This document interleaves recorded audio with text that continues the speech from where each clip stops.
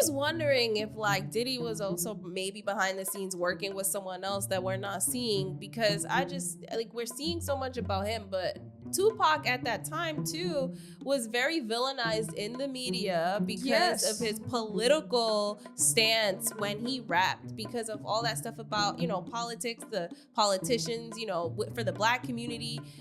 Those politicians were villainizing the shit out of him back in the day. So now I'm just trying to figure out, were you working with some, I don't know, elite 1% person? Like, I don't know. That could be a reach. It's a great point to bring, because at the end of the day, look at Epstein, right? There was a bunch of politicians there too. There's these people, and Diddy didn't do it alone. That's what I'm saying. This the kind of beat to go, this the kind of beat to go, this the kind of beat to go, rock, top, top.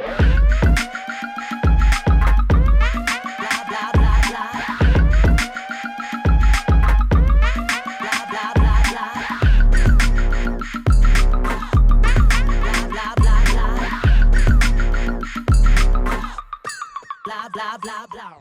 Welcome back to another episode of the Petty Headquarters. I'm your host, Tiana Lock, and this is Jessie Strange. And we are back again with another episode, and we are covering part 2 of Diddy's documentary, The Reckoning. Yes. All right. I'm excited, but first, if you guys are new, we're the Petty Headquarters podcast. We cover things like celebrity drama, internet culture, pop culture, and baddies. Right. So episode 2 takes us on a crazy wild ride. So let's just get into this week's dose of mess. Episode 2, Diddy, obviously, he starts Bad Boy Entertainment, right? And he meets with Clive Davis, where he ends up pitching this whole thing. He has him listen to Biggie. Clive ends up investing in Bad Boy Entertainment, and he has this whole thing. So now he has Faith Evans signed. He has Biggie. He has Craig Mack, I believe his name is, as well as Total, the girl group by the name of Total.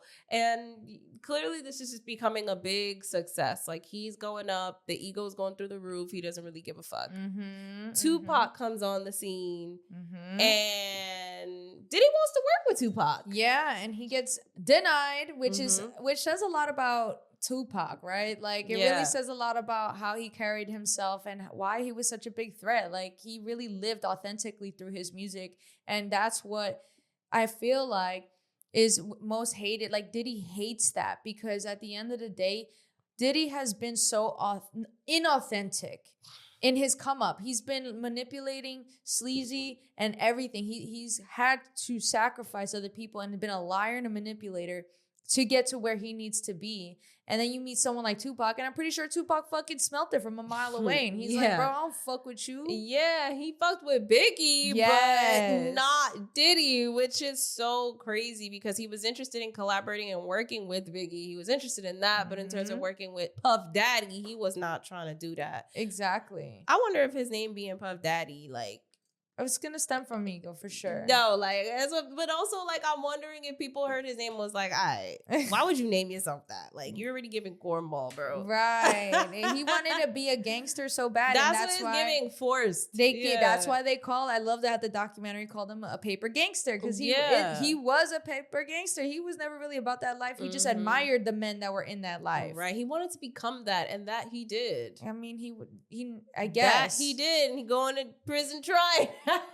It's coming back to bite him in the ass. Yeah, I guess. But this is where we find out also about his friend that worked with him in the business, helped him grow the business, started the LLC with him, Kirk. He threatened this man with a baseball bat and like forced him to sign back over his 25% in the company. And that was only 6 months after he had brought up. So Biggie passes away. Before, something about the contract, whatever, there was something with the contract that Diddy wanted to change inside after Biggie had died. But because Biggie had already signed the contract and it was fresh still, he wanted his friend to change in the middle of the contract certain things so that the royalties or some shit can get collected. Whatever. It's fucking sleazy ass shit, yo. And he said he would give it back to him, but I don't know if he ever gave that back to him. No, he never gave that shit back to him. Right, and that's what this episode is about, right? I feel like every episode has a message. And this really touches on the manipulation that Diddy had to really do to get to where he needs to be. It really shows you he will literally use you, kill you, step on you, use your death as an opportunity to rise on him. And even to the point where he said he was gonna, he was throwing this whole thing for Biggie's funeral, all to make his estate pay for it. Yep.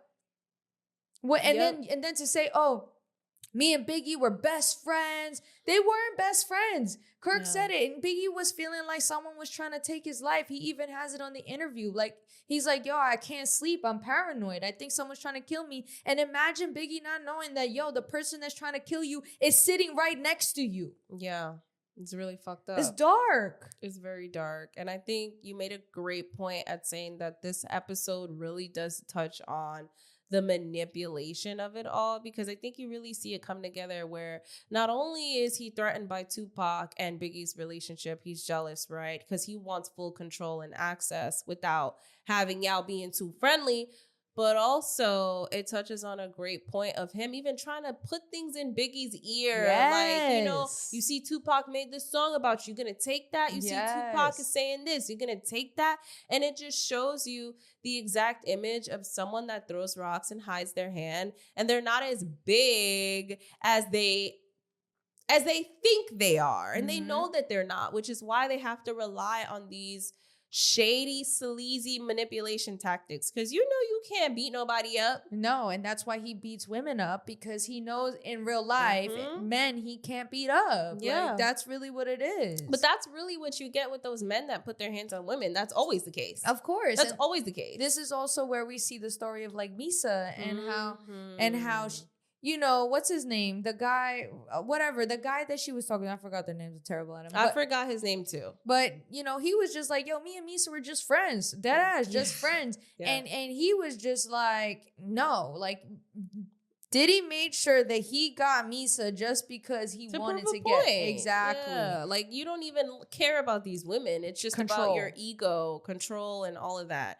And he also ended up doing this with Suge Knight. So episode 2 really shows you the whole how the East Coast and the West Coast beef was started, as well as the beef between Death Row Records and Bad Boy Entertainment.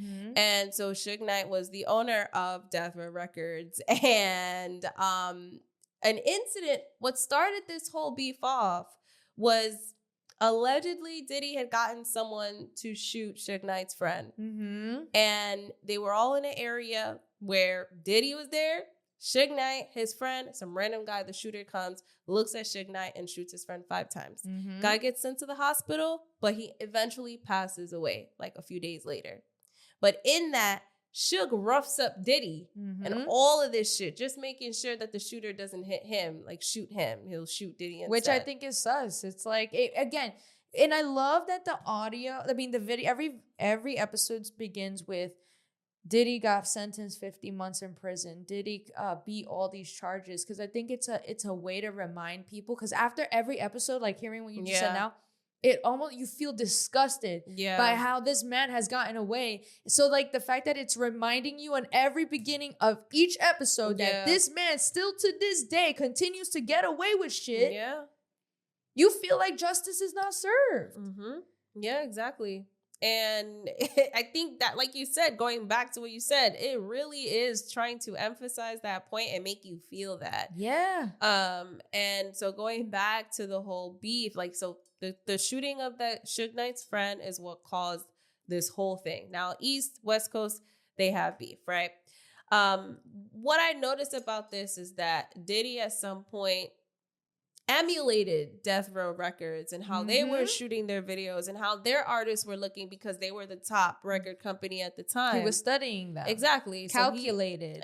Very strategic. So he emulated their way of design, their style, their everything. And then at some point, those two were like neck and neck in competition.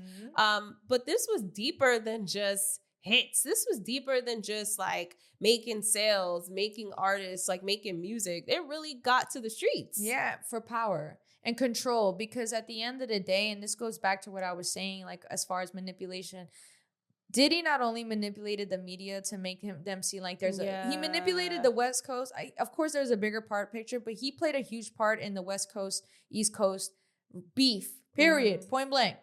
Then he manipulated the media saying, oh, me and Biggie were best friends.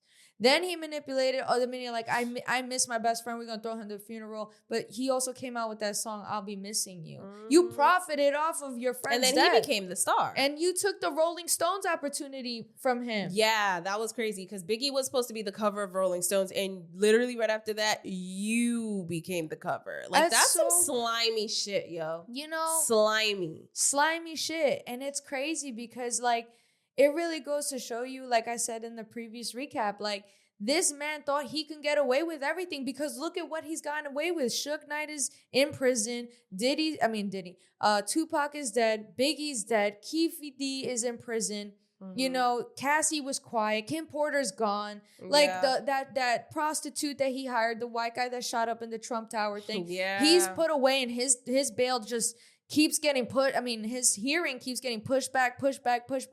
It's like, yo, and it's crazy to think, like, even when the LAPD was talking about the Tupac murder, the Biggie murder, they said the guy who was on the case said that Diddy was he wasn't cooperating. Like, what do you mean? That's his best friend. What do you mean he's giving you a hard time? That makes no sense. Right. And how is that your best friend if you're trying to change the contract?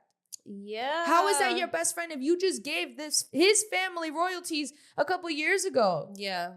Yeah. And it's funny because we find out in this too where Craig Mack, one of the artists that was signed under Bad Boy Entertainment, he wasn't getting paid at all. So he's getting nominated for Grammys, all this stuff, selling out these shows, but he is not seeing a dime. And, you know, his wife or girlfriend at the time was like, hey, like, we need some money. Like, you're doing all this stuff, but where's the money? So Craig decides to confront him. He pulls out a wide stack of cash, only gives him $100 bill from it. Crazy. Which to me is so wild. And then this is where you also see Suge Knight, I think at an award show, Suge Knight throws shade on stage, talking about if you don't want, you know, you want someone behind the scenes, you don't want your manager or whoever all up in your music videos and then not paying you, come to Death Row Records. Yup. And what I noticed about this when Diddy went on stage, this is when I was like, wow, this man is really like a strategic, manipulative asshole and a narcissistic bitch. Because, and if you don't call it out, if you don't notice it, if you don't know, it'll go over your head. If you're not aware enough, it'll go over your head, because the way he delivered that speech was like, oh yeah, peace and love, guys. Yes, peace and love. No, but he was like, he said, yeah, who he was talking about was me. Like, I'm the one he was talking about, but also like, I don't want to spread hate between the East and the West. Like, I'm a positive Black band, and it's about us being together. And,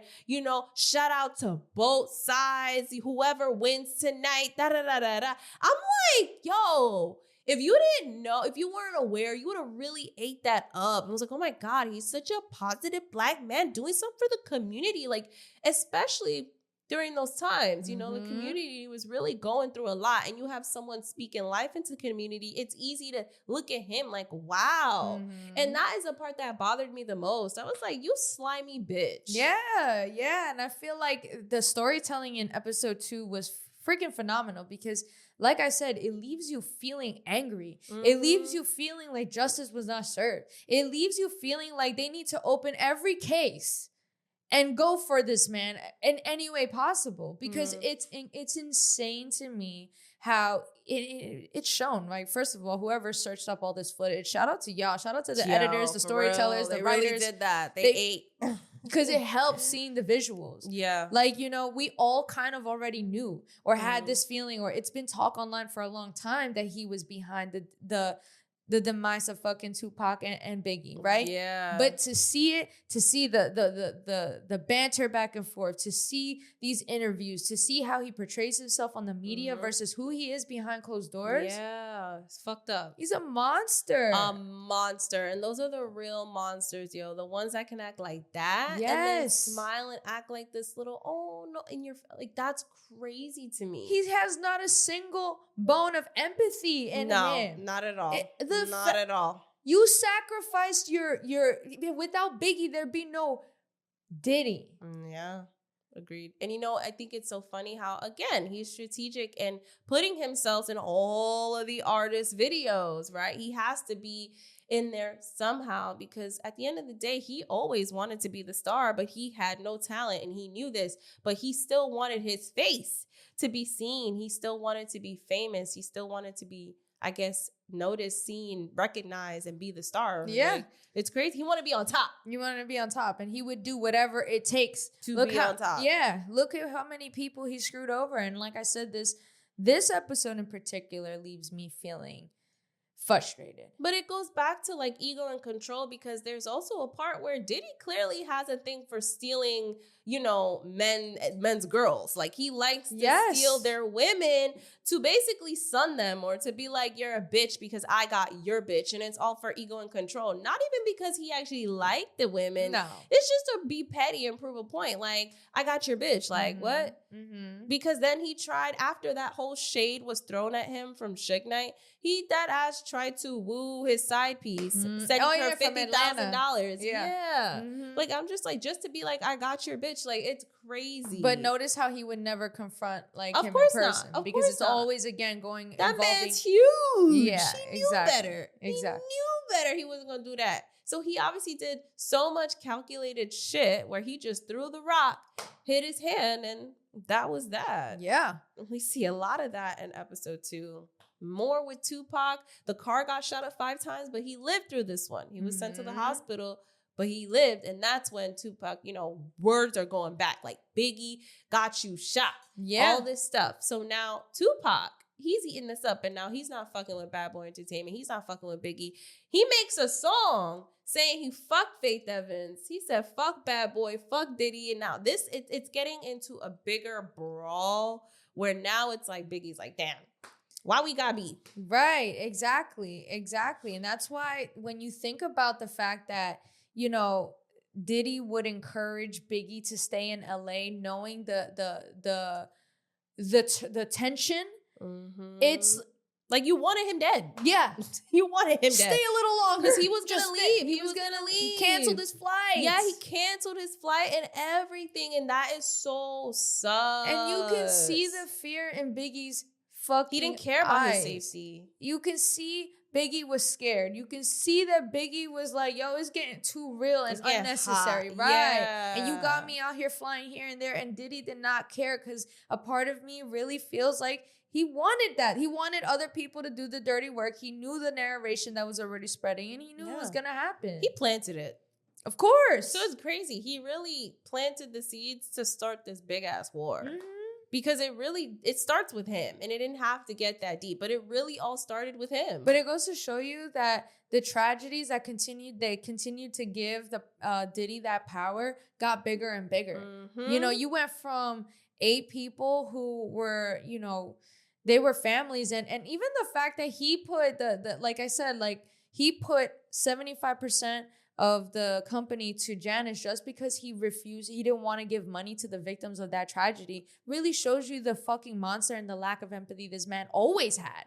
Yeah, always. He never had that shit. Yeah. So it's like now you're eating off that power, because if you got away with it then and that was 8 people, imagine 2 fucking superstars, 2 people that would be here to this very day that would have been able to express themselves and be bigger than what they were.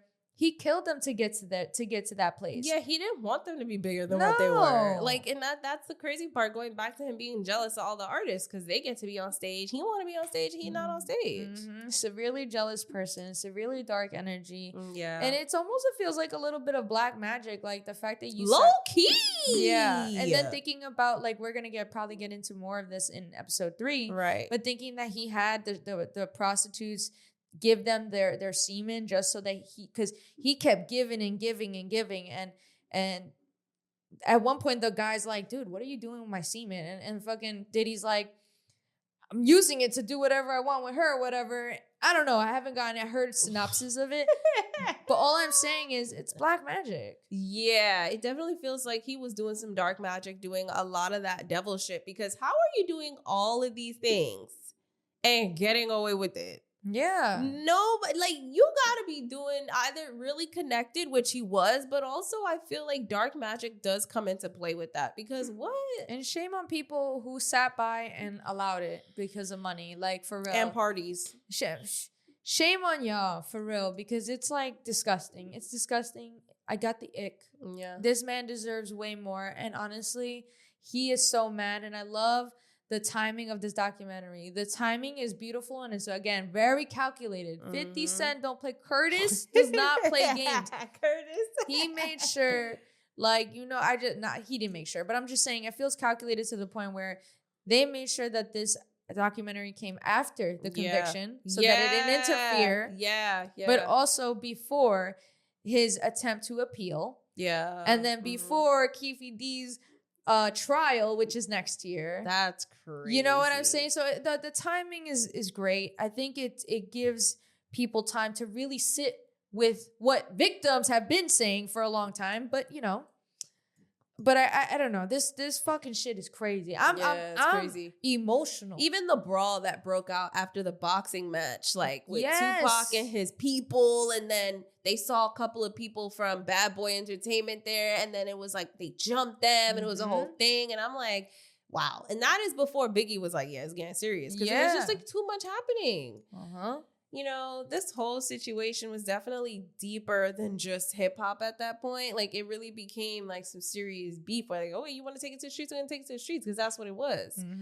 Man, I'm flabbergasted at this whole thing. Those are my thoughts. Yeah, I mean, that's my thoughts too. I mean, I am just, I'm upset. That one really made me upset because obviously I'm a huge Tupac fan. Like Biggie, and that's funny because I'm from New York, but like Biggie's great. He's great. But like Tupac, and the fact that he's not here because of this asshole and he continues to fucking get away with shit, because I feel like he didn't get enough time, for serving with the Cassie situation. So I am looking forward to hearing what the jurors have to say, because I know they're going to be in the next few episodes.